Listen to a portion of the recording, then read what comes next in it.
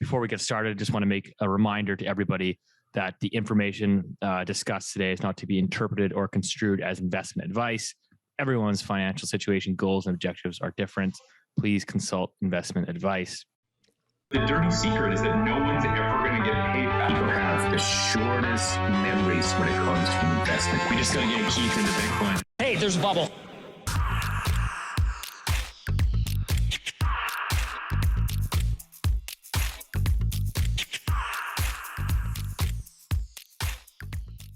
Welcome back to the Loonie Hour, episode 26. As always, joined by the three amigos. We got Rich Diaz, the new haircut, the Tom Brady of macro, Acorn Macro Consulting. And we got Keith Dicker of IceCap Asset Management, everyone's favorite boomer. So welcome back to the show.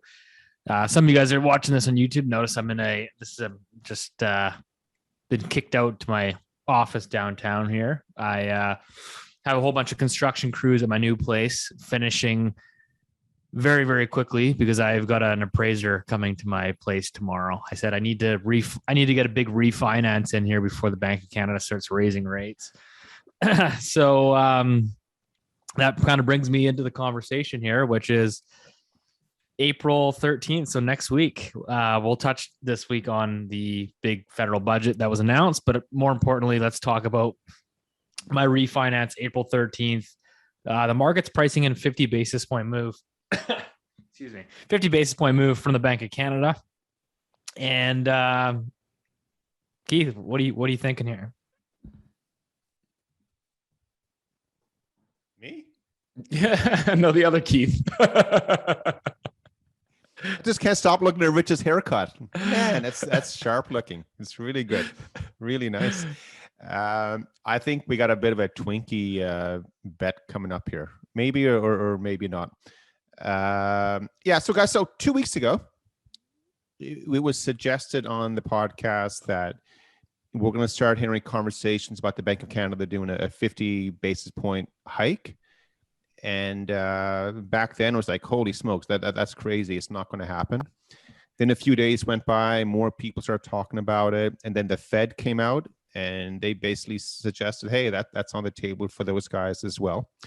Here we are another week later. Now we're a week countdown away from the Bank of Canada, and the market has priced it at, there's over a 100% chance that they're going to raise rates by 50 basis points.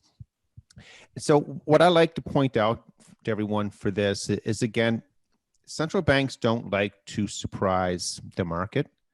They'll always float, the straw man concept. I don't know where that came from, but somebody go out and float an idea, see what the reaction is, and they'll come back and they'll change it and then float it out again and see what the reaction is until they get it just right.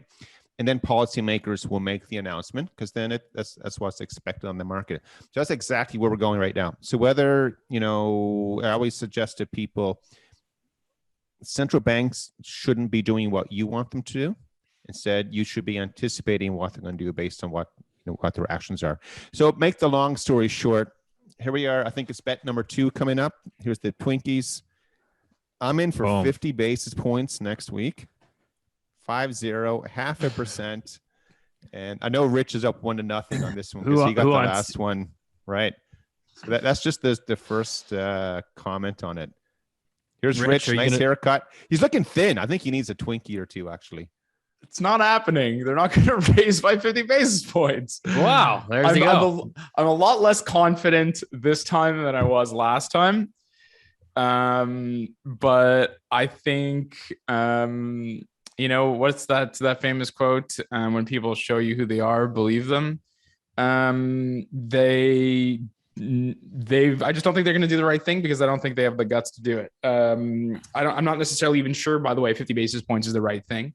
A different angle on this is I think everybody's talking about inflation or worried, et cetera, but you could actually make the case that the inflation impulse, the peak of it, let's say the most severe kind of dislocation that we've seen, whether it's from, year-on-year change in energy prices or supply side stuff, I think is actually probably behind us. And I'd like to think that these guys are, thinking of at least a couple of moves ahead. The other reason I would say why is that once you do 50 basis points, I think that sort of locks you in for the next 50 and the next one after that. And so I think that they're probably really cognizant of that forward guidance angle of it. But I don't know. It's not a very convincing argument from my perspective, but there you go. That's what about you, Steve? What do you? Oh man, this is a tough one. I'm very conflicted. Maybe up until a day or two ago, I was saying 25, but just having some conversations with some bond traders here in Canada that I have a lot of respect for. I don't know. I'll go with Rich, and just for the hell of it, just because I don't like Keith, I will take a 25 basis point Twinkie bet. But yeah, I wouldn't be surprised. Obviously, 50 basis points if they move. You guys know I think our thoughts here from the get go of basically this year, when all these rate hike forecasts were coming out. Like, my view has still been 3 to 4 hikes, but it kind of leads into the next conversation, which is maybe these guys are truly intent on destroying wealth. I mean, I know that the Fed was out, or members that was it Bill Dudley that did the interview, Keith? Yeah, I think yes. so. Yes. Yeah, that's right. And I know, like, I've got a lot of respect for Jim Bianco, who's quite active there on Twitter, and he's been like hammering this point home. He's extremely bullish on rate hikes, which is like, so I think the framework that I work with, that maybe I think Rich, you're the same, is that like every time markets start to even wobble a little bit, the Feds come in and had your back. And so to make the argument to say, 6, 7, 8 rate hikes this year is basically to say that the Fed or central banks have suddenly changed their mind, that after 10 plus years of extreme accommodation, that they no longer have your back, and they're actually serious about fighting inflation, and they're actually going to drive down asset prices and basically send the economy into recession to do whatever it takes to fight inflation. And so my view has been, I don't think that they will. I think once the stock market drops, let's say 20%, and housing takes a dump and sales come to a grinding halt, I think that they're going to reverse course. So it comes down to how much pain do you think that they're actually willing to inflict? Are these central bankers, have they changed? Can they change given the amount of debt that's in the system? I don't know, Keith, can they change? Are they actually changing? Is this a regime shift, or is everybody getting faked out here? Well, so first of all, central bankers know that they've reached an extreme moment in financial history over the last 12 years. They reached the lower bound. It's not a magic number like at 4 or 5%. And, they come up with like real wonky ideas on why it's not the lower bound and all that stuff. But guys, it is the end of a 40-year cycle with rates going lower and lower and lower and whatever. So like something is going to break here. I hope you guys are correct, and it is only a 25 basis point hike for 2 reasons. One, I really like Twinkies a lot more than wagon wheels. Man, that thing was horrible what I ate last time. Even my kids, they said, "Why did you eat that?" So anyway, the Twinkie does look, I've been staring at this box of Twinkies now that was sent to me by Keaton Bessie. There you go, Keaton. There's a plug Keaton's for you. Good man. I know. Keaton sent me a box of Twinkies. Keaton, I also really like Pinot Noir as well, by the way. California, Sonoma Coast, Anderson Valley specific.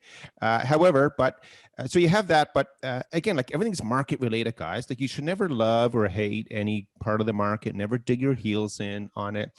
So right now, what I'm telling you, if right now the market is telling you it's 50 basis points coming up, and if you truly, honestly believe it's only going to be 25, you need to buy the Canadian Bankers Acceptance Contract. This is not investment advice. This is just a fact that this could be your like game-changing moment, for your investment year or quarter or whatever you're looking at. So for both Steve and Rich, I know you guys are going to line up and you're going to go along that thing or buy call options. And but that's my challenge to you guys. But back to the because I know 3 of us, I know we were bantering this idea around a couple of days ago, and it's kind of like, can they really do that or not? Again, because because the economy, global economy and financial markets has been backed in such an extreme corner right now, they know that if they start raising rates and doing QT and like budgets are still going wacky, that something doesn't work. So the concept of central banks and treasuries not feeling that badly if the economy rolls over and they have to stop rate hikes and put QE back on again, like that would be embraced. Some people think markets, this price discovery, they're efficient and stuff like that. But I could easily see that the biggest cure for inflation right now, remember, they can't fix supply. They've been trying to fix stupid now for 2 years and they can't do it. Instead, you can fix demand, and by slowing demand down, that would help with supply. Again, it's not my view on what they should do. It's what I know is being talked about behind the doors, behind the curtain. So I just want to say something about that, because I've heard about that a lot, and I wonder if it's really that wise to assume that the Fed wants to engineer a recession. Because that's what you're saying, right? In order to to increase labor market slack, in order to slow down demand, they want to have to sort of do a recession to make raise rates enough to induce a recession. I think there's one cynical reason why I don't think that they want that to happen. You're going into midterms, which we haven't discussed. The U.S. midterm election, which is I think November 9th or something, or 6th or whatever it is. I'm not sure that any Democrat wants the Federal Reserve to raise rates such that the economy, slows down right before the midterm elections. I think they're having hard enough time with inflation as it is. I think if you start seeing employment losses instead of employment growth, labor market shrink instead of labor market growing, I think that that's not at all what they want. And the other thing is, it's not at all clear that that's ever their aim anyways. And then the other thing I want to say was that I think we're gonna. I mentioned it before, but I think we're gonna start seeing some slowing in the inflation front, anyways. I think that the dollar is starting to start to bite on the import price growth stuff, and then also we're seeing some relaxing in the supply chain. I don't know. The ISM came out, which is the Institute of Supply Management, and they come out with a PMI, which is a Purchasing Manufacturers Index, and you can see the backlogs are starting to improve. Price expectations did go up, but you're starting to see some supply easing. I think, but Steve, you always say that it might not be internal. We might get a shock from the outside that knocks either financial market conditions off their perch or create some financial market stress. I don't know. We weren't planning on talking about the euro area, but you might get the demand destruction coming from outside of the US, outside of Canada, which might sort of negate any efforts from the Fed and the Bank of Canada to slow demand. I don't know. I don't know. Obviously, I'm just tracking housing, right? That's my thing. So anytime I hear these guys saying, 8 rate hikes, I'm just like, okay, well, sure, you can do 8, but just know that you're going to have a pretty nasty, I think, recession, because I think housing will go to complete crap with 8 rate hikes. But so that's kind of my thoughts, basically, is that you've got that, and then you've got an update to the federal budget as well, which we'll kind of jump into, because they announced let's pull it up here, Keith. So Keith, Twitter account of Keith Dicker, give it a follow at IceCap Global. So they projected going from $113 billion deficit to just, Keith, only 8.4 deficit, 8.4 billion. So they're going to go from $113 billion deficit in 2021, 2022 to just 8.4. Any comments? Wait, what? That's not happening. Sorry, carry on. Sorry. Wow. I'll let Keith. Keith, go ahead. Keith, I'll let you chime in. I've got thoughts of my own here, but I'll let you have a hoot here. So what was really great. So by the way, everyone, we delayed the recording of the Loonie Hour this week by a few hours so that we could listen to the new budget coming out of Ottawa, because it's exciting stuff, right? It's pretty interesting, and you're on the edge of your seat. We had to keep Keith up past his 3 p.m. bedtime nap. I know I had an extra nap to do this. And so what was interesting when this thing comes out, you're excited for it all day, you work all day. I was saying, hey, it's 5 o'clock where I am, you plug in. And after the first 90 seconds, I'm thinking, oh, what a mistake. This is just, so what I mean by this is a random comment. So the very first one is, and I think a lot of our listeners, they probably appreciate this, but the majority of people across the country may not really appreciate it. Everything is orchestrated. So whether you realize it or not, whether it's a company making an announcement on something, or the Loonie Hour doing something, some things are orchestrated to look and sound and feel just the way that it's intended to. So I was watching the CBC version of this, and they start off with like maybe a 90-second or 2-minute segment about what's happening around the world in Canada, and this was effectively an advertisement to promote the new fiscal agenda that's coming out of Ottawa right now by the Liberal Party and the NDPs. And I'm watching, I'm listening, I'm like, oh my God, like this is unbelievable. Because again, it is propaganda. So whether if you want to use that word in a positive or negative or neutral light, that's what it was. So if people watch this on the CBC, you're thinking, oh yeah, all this is totally justified. So for example, one of the things that came across at the beginning, they announced that the UN and the Canadian government are warning that the world will become unlivable if we don't address the climate change. Ugh. Therefore, we need climate change taxes, and stuff like that. But to use those words, it just sort of, I look at it and I come back and say, okay, let's get on with it. But those are my initial comments, and then I'll come back and other views on the specifics.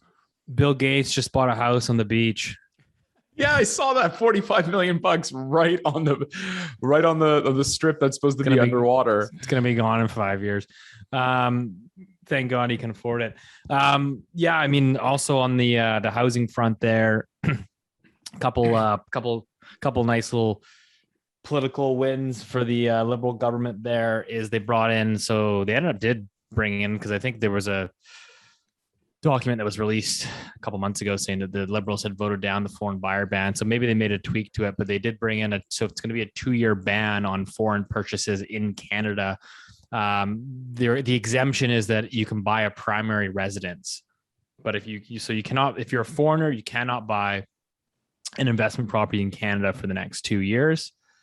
That was number one. Number two is they brought in a flipping tax, where basically if you flip your home within a year, it will be subject to income tax. It won't be a capital gains. It'll be taxed as income, which, to be honest, is kind of already happening. Like if you're doing flipping at a professional level or more frequently, you're already running it through a business anyways, and you're paying business income.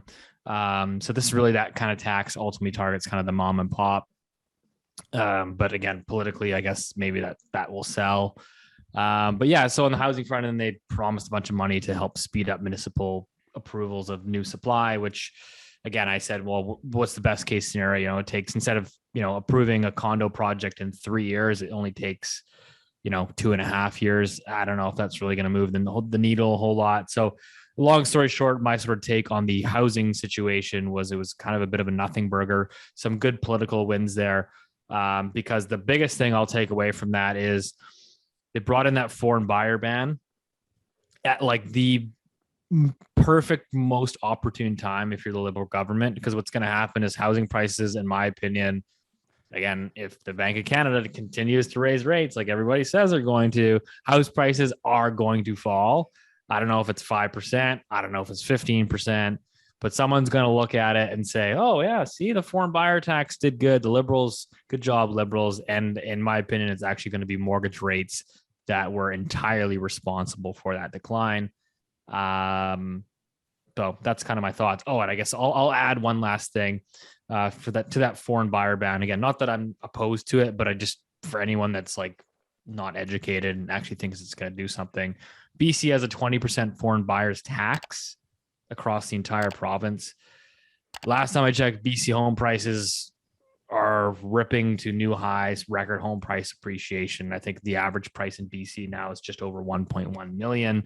Per the BC government's own data, foreign buyers made up less than 2% of transactions last year. So that's all I got. Keith, I know you had a little bit of perspective or comments on the foreign buyer ban, maybe from a capital perspective. You tell me.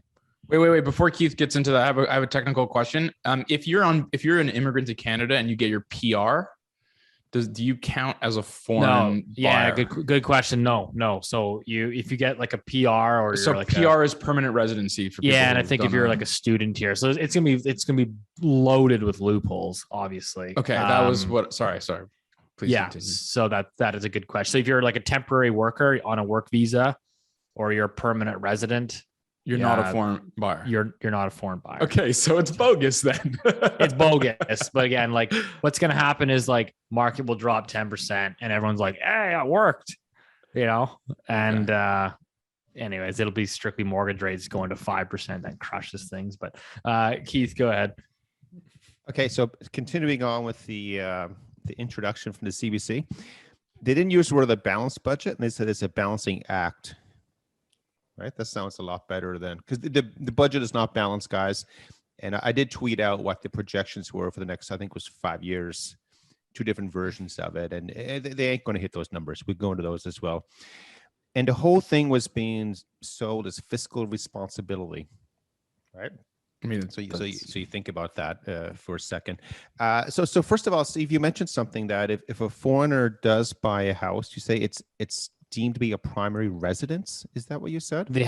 So the only way that a foreigner is allowed to purchase a home in Canada for the next 2 years is if it's their primary residence. Yeah. So they have to declare the home as their primary residence, which I'm not a tax expert, so I couldn't tell you the ramifications. I got to think if you're declaring a primary residence in Canada, I would think you're somewhat subject to declaring worldwide income. I don't know. So I was offshore for a while, so I've become somewhat knowledgeable about that area. So by the way, this is great for our listener that Canada is the only country in the world that does not have a very specific criteria to determine if you are a Canadian to pay taxes or not.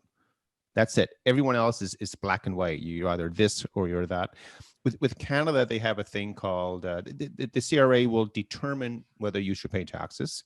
It's up to them, and they will assess some primary criteria and secondary. So the primary is the reason I'm telling you this story. So the primary ones, again, I'm not a tax expert, but my interpretation is if you have a spouse, a house, or a louse in Canada, with the louse being your kids, of course, then yeah, buddy boy, you are one step closer to being a Canadian for tax reasons, and you have to pay taxes. So if the house is your primary residence, this is where they're going with this, Steve. Makes sense. That all of a sudden, yeah, they have to pay, Canadian taxes. So any foreigners any non-Canadian residents who are listening to this and they're still thinking about buying a house in Canada and they're trying to do it, obviously you guys are, you're well in tune with this and you're getting some better suggestions on what to do, but that's why they're going with those specific words, primary residence. It is from a tax perspective. So, and again, any foreigner with, solid legal advice, they're not going to back themselves into that. So the one thing I really liked, I went to hope. So first of all, guys, corporate taxes are going higher. Oh, right? Joy. Yeah, specifically for the big banks and insurance companies. And did you guys see the, I think it was TD Bank. Scotia. Was it Scotia Bank? Scotia. The They CEO? Yeah. Did you see that story? Yeah, he was not happy. He got COVID, so he couldn't comment on the it was the bank outstanding. Like I'm reading this, and I think I maybe said you guys there's a lot to unpack in here. But anyway, so Scotia Bank, I think they're having their AGM, and the CEO, he was going to, obviously he's going to present at the AGM, and he was going to voice his displeasure because they knew ahead of time what was coming up, that Ottawa was going to impose the surtax on Canadian banks. And obviously he wasn't very happy with it. And I don't know where he got COVID or tested positive for COVID. Who knows? But They probably gave it to him. he just wasn't available to be there. So instead of doing a video presentation, which you could do, obviously, the CFO took his place. And the CFO neglected to dive into this all-important part of the bank's perspective. Anyway, but so many things just laced in that with what came out of it. I mean, you got the whole, socialism slant, the wealth have to pay their fair share. But make no mistake about it, as of right now, unless someone in Parliament's going to flip, Canadian banks, insurance companies are going to start paying more taxes. That's coming up. And then the next step, of course, is for individuals who will be paying more taxes. The wealthy will pay more taxes. And remember that they can always change the definition of wealthy. So that is coming. The other one, I know I'm hogging the airtime here, but geez, guys, it's the Canadian budget. It's more of a snoozer than Rich starts talking about the PMI diffusion index. I've got a couple of good things to go, so I'm waiting. I know. I'm waiting, okay, I'm waiting here's the great one. So two more last things. Two last things. One, they're going to pay out a $500 one-time payment to help lower income people to buy a house. So Steve, how does that help someone buy a house? $500? Yeah, $500. Jeez, that doesn't even cover your gas to go look at houses. Yeah, I don't know. I mean, well, they had that first time home buyer, you can save $40,000 in your RSP, but again, I mean, that makes sense. That seems like a good idea, no? Yeah, I guess, but I'm like, I don't know, like if you're in like Vancouver and Toronto, like 40 grand, like. So they also announced they're going to have a new housing savings plan. I don't have the name right. So again, I look at this, I get it. Again, all of these moves coming out today, it's all for the political base from the red and orange parties. I mean, that's what it is. So right now, if you don't have enough money to buy your house and buy gas and all, go see the BC Lions play, right, Steve? BC Lions, go Lions. Yeah, go Lions, roar.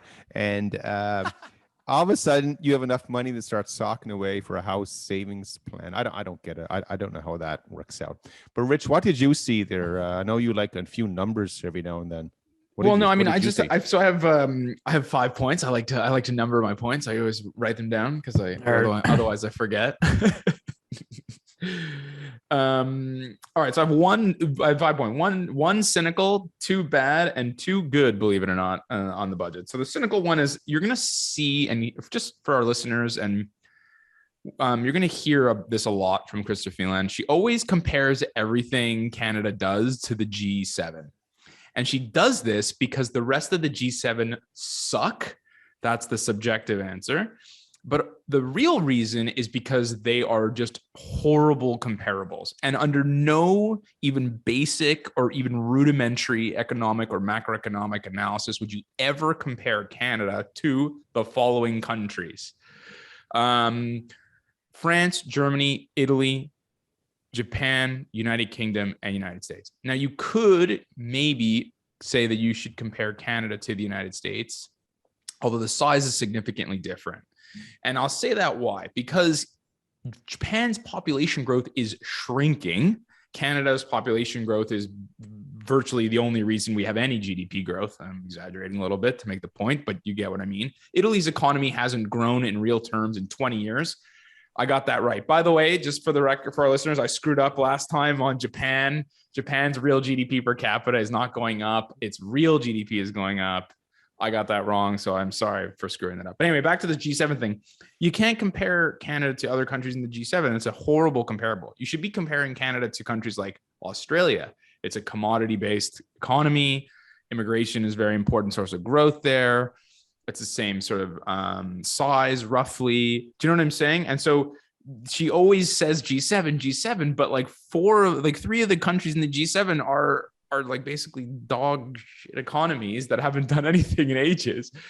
And so it's great. It looks great in the charts, and you'll see it all over the budget. But it's there to mislead on purpose, because if you wanted to have a more like relevant comparable, you do the OECD, or you throw in Australia in there, or things like that nature. Anyway, so that's the like cynical point. The bad stuff is, I think there's just so much emphasis on spending money to reduce emissions. Just so Canadians understand something, I think Canada is like 0.6 billion metric tons. China is nearly 10. Canada is a rounding error. Every dollar that we spend trying to reduce emissions for an economy that's basically surviving on by selling oil is counterproductive, a waste of money, and will basically have no impact on climate change globally.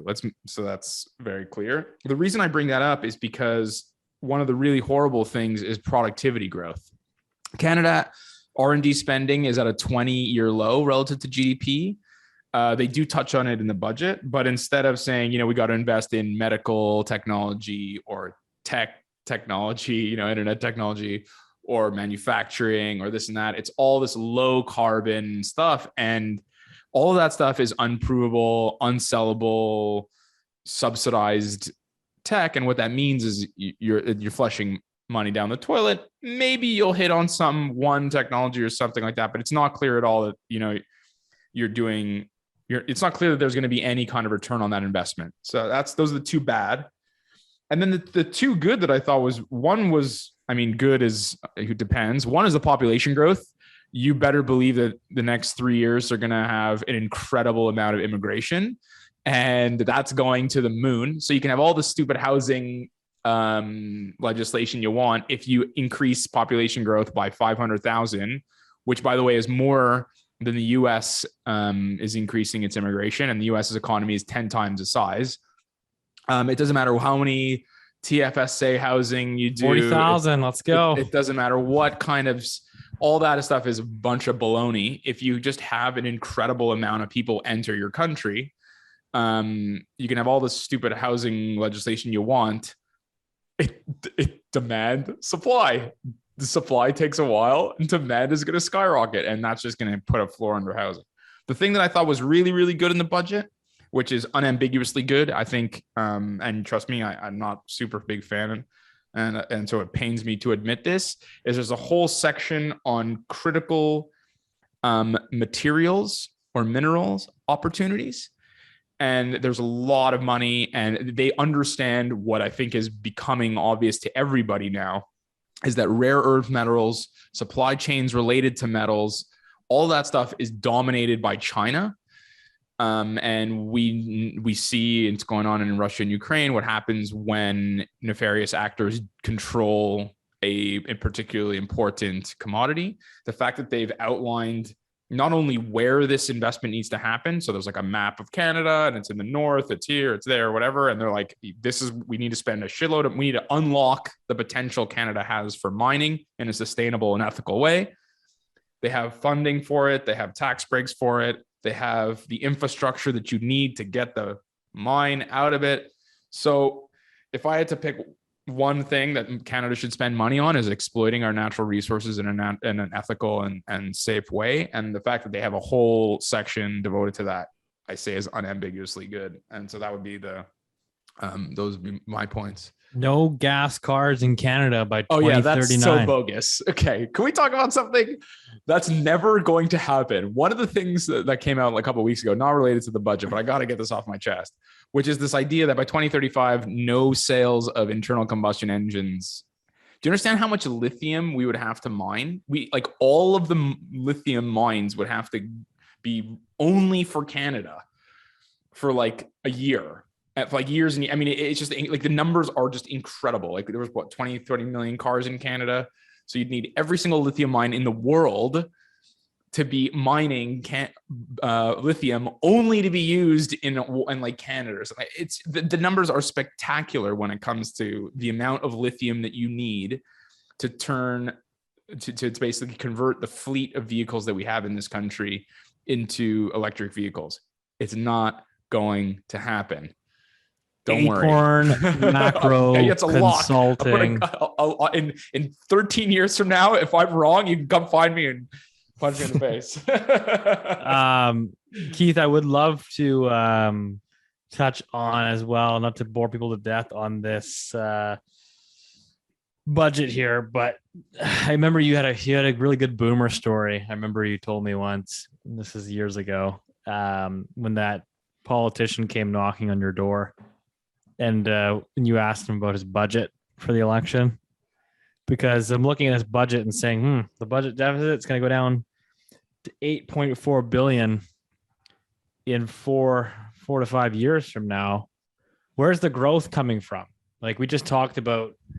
So everyone's in this view that we're going to raise rates, we're going to kill the economy, put it into recession, kill housing, bring prices back down to affordability levels, and the government's going to stop spending money, and we're going to have growth. I mean, population, the numbers that these guys are talking about with respect to population growth can really do, can really help in that regard. Well, that's not, by the way, that's not productivity growth.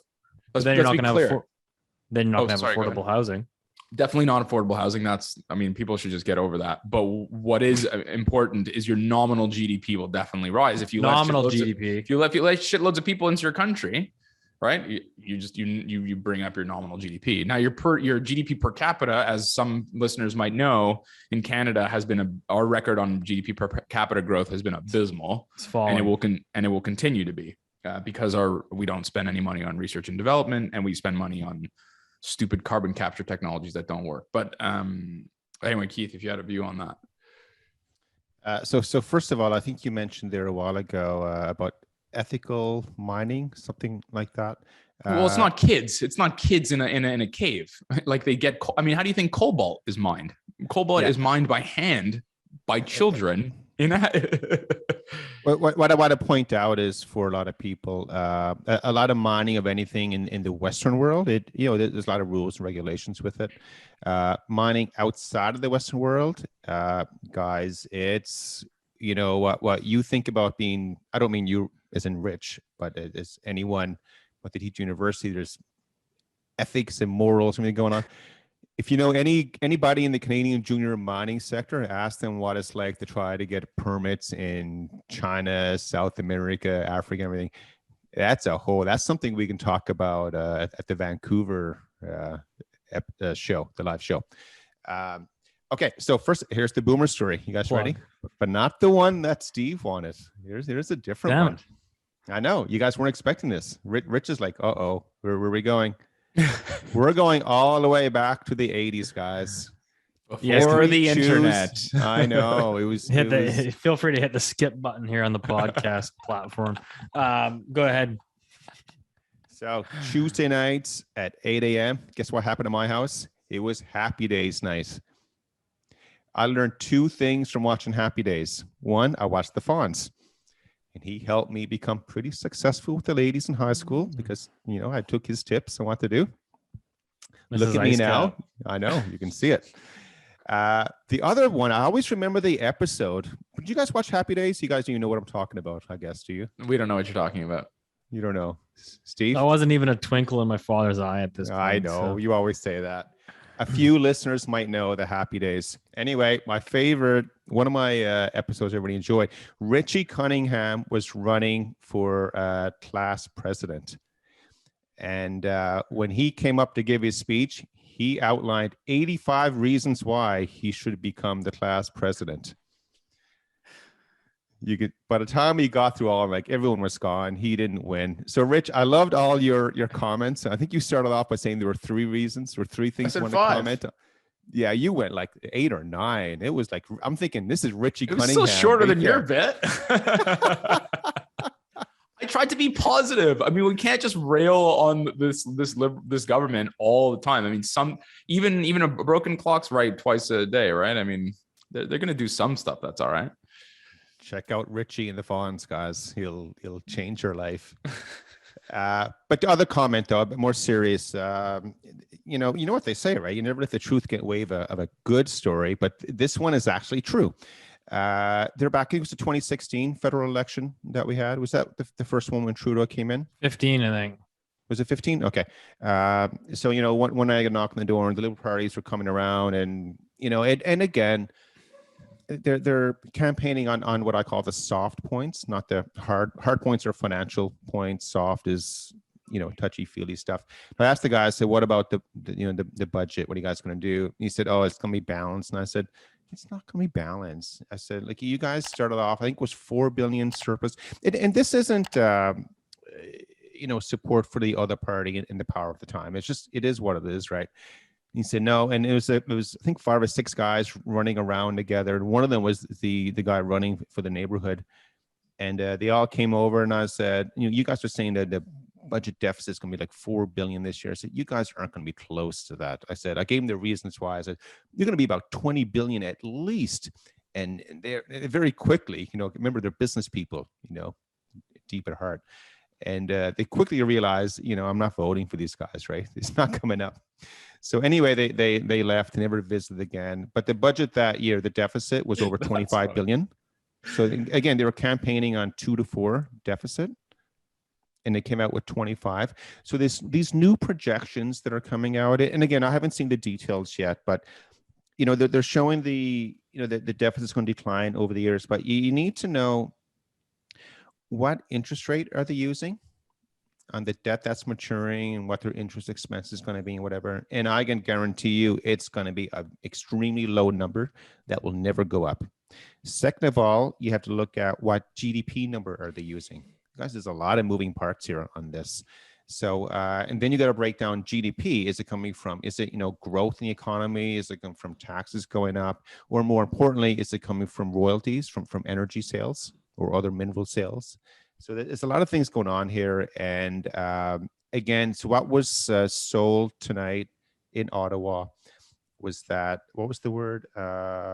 It's not a balanced budget, it's a balancing act. And there's a lot of fiscal responsibility taking place. I think you take a screenshot of this, and even 1 year from now, we're going to come back and say, oh man, they're way off. Again, like it's just not going to happen. Everyone's in a bad spot right now financially. And it doesn't matter if which party you're with, they're not going to be able to get this back on track because of the debt loads.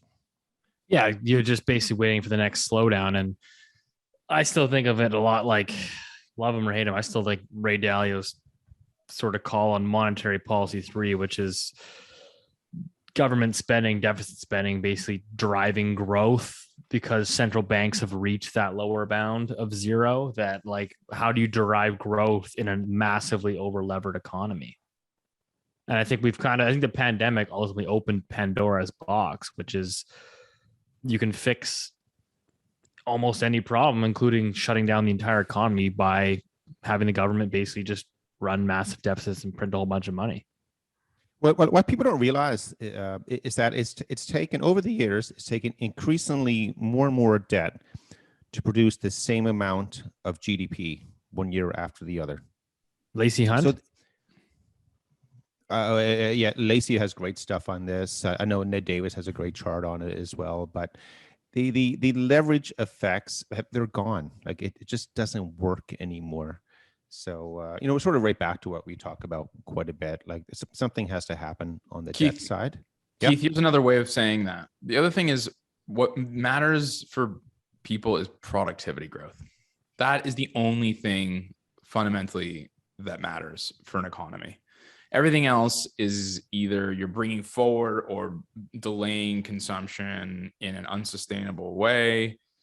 What matters is research and development, technology, advancement in technology, and ultimately the improvement of productivity growth. And unless you have that, someone eventually loses money on their bonds.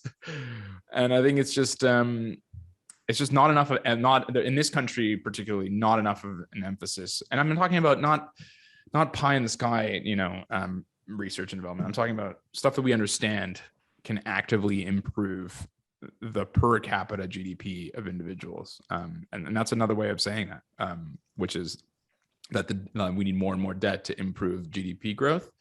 The sort of the reverse, the reciprocal of that is our productivity or GDP per capita has been falling and continues to fall.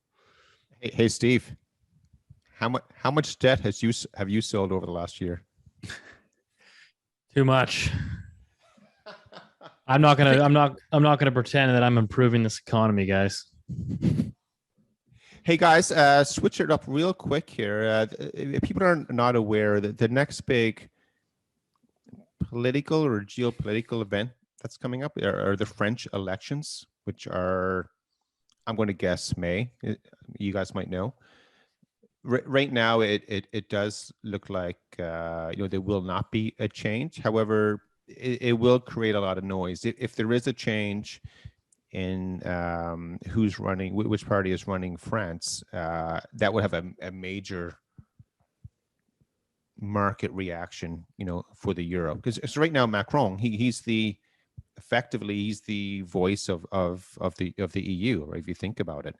But we do have that coming up. There's something for people to keep an eye on as we get closer to they run 2 rounds of an election. So in round 1, if you get an outright majority, so 50 plus 1, then you win. That never happens. So instead, they have a runoff election then with the top 2. So it's always the established party plus, someone who's extreme left or right coming up. But keep your eye on that one. Maybe that can be another Twinkie bet. No, the problem is Le Pen is the Eurosceptic challenger. Yeah. And I think people like to vote for her when they have many, many options, but I don't know if she's really electable. It'll be interesting. Who knows? Things change, of course, but I think we should talk. I think we should cover a couple market stuff. I think there's a couple of market. Let's go, Rich. Let's go around the horn here. And there's one Canadian thing and one American thing. One American thing is Biden. I just have to say this: Biden's announcement that he needs more Canadian energy. Only several months or whatever after he kiboshed the Keystone Pipeline project is just a delicious irony, which I could not escape mentioning. Just to remind everybody, Canada produces 4.7 million barrels a day of oil, and 97% of those barrels go to the U.S. And the other thing, and then the other 2 things I thought was we got some trade data. So net exports we have the highest trade surplus in 13 years, which is really, really good. And you'll know what's coming next, which is the reason that's true is because our energy exports is at an all-time high on higher volumes and higher oil prices. The thing that I thought was really, really good that we don't talk anywhere near enough about on this podcast is the manufacturing sector in this country is booming. Sort of different ways you can measure it. There's the IVPM, there's the IVPMI, I think Richard Ivy School. Anyway, I think it's a school, if I'm not mistaken. They do a PMI. There's the market, MARKIT PMI. That's going up. Manufacturing shipments is ripping, orders ripping. And if it wasn't for supply chain disruptions, it would probably be even higher. And then as far as the market timing stuff and looking at is there going to be a recession? Is it not going to be a recession? What's going to happen to equity markets and stuff? I just want everybody to point everybody to Dr. Copper. So people call copper sort of a global macro indicator. For some reason, they call it Dr. Copper. I don't know who decided that was the name, but if you look at copper prices, they just keep on grinding higher. So I'm in the camp that I think growth is much, much better than people, Keith, thinks. And and so there you go. That's my market roundup. I don't know if you guys have anything else to add. I think lumber has been keep sliding though. No. Yeah, but lumber is definitely. Lumber's been crushed. By the way, I do suspect that we're going to see growth being considerably lower in the second half of the year, specifically into Q4. So I'm not in the camp that things are ripping and roaring here coming up. Well, manufacturing sector is though. Yeah, I'm just suggesting that overall fair enough. We're going to roll over into the second half of the year. Rich, what's your? Oh, sorry, I just wanted to ask Rich quickly. Rich, what's your view on that? Are you? Because I know you talked earlier about inflation basically peaking. Are you of the mindset that growth and inflation has also peaked or will peak in say Q2? Or I think when you have such a huge and severe dislocation in growth, I remember GDP was down like 10% or whatever. I mean, I think we're still in the aftershocks, right? You had the first earthquake and then you still have the reverberations. So the fact that growth is slowing, yeah, of course it's slowing because you're not going to grow an annualized rate of 10%, right? So I think it's, I try not to look at those kind of numbers, and I try to look at sort of the level terms. And I think that they're going, I just think people are just really way too negative on growth. The rate of change, yes, is going to slow because it can't be an annualized 10%, year on year number. Right. So,